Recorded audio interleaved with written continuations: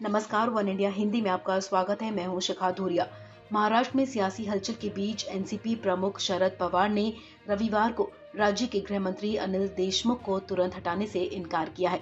एक press conference में शरद पवार ने कहा कि देशमुख पर लगे आरोप गंभीर हैं, लेकिन उनके इस्तीफे पर विचार मुख्यमंत्री उद्धव ठाकरे करेंगे। इसके साथ ही उन्होंने ये भी कहा कि इस मामले से सरकार की छवि पर कोई असर नहीं पड़ेगा। शरद पवार ने कहा कि पूर्व कमिश्नर परमबीर सिंह ने गृह मंत्री अनिल देशमुख पर गंभीर आरोप लगाए हैं। साथ ही उन्होंने ये भी कहा कि देशमुख पर आरोप तो लगे हैं, लेकिन इसका प्रमाण नहीं दिया गया। उन्होंने ये भी कहा कि पत्र में ये नहीं कहा गया है कि पैसा किसके पास गया।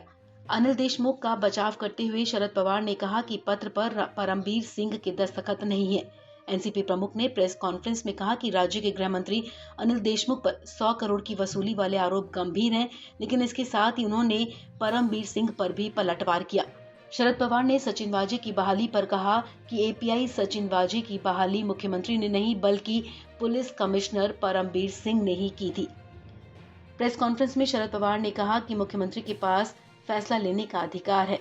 उन्होंने कमिश्नर रहते गृह मंत्री पर आरोप नहीं लगाया। इस मामले में जांच के बाद ही मुख्यमंत्री कोई फैसला लेंगे। इसके साथ उन्होंने कहा कि इस आरोप की वजह से सरकार की छवि पर कोई असर नहीं पड़ेगा। हालांकि सरकार को अस्थिर करने की कोशिश हो सकती है। एक सवाल के जवाब में शरद पवार ने कहा कि अनिल देशमुख के बारे में अगले 1-2 दिन में फैसला लिया जा सकता है। मुख्यमंत्री और एनसीपी नेताओं के साथ बातचीत के बाद ही कोई फैसला लिया जाएगा।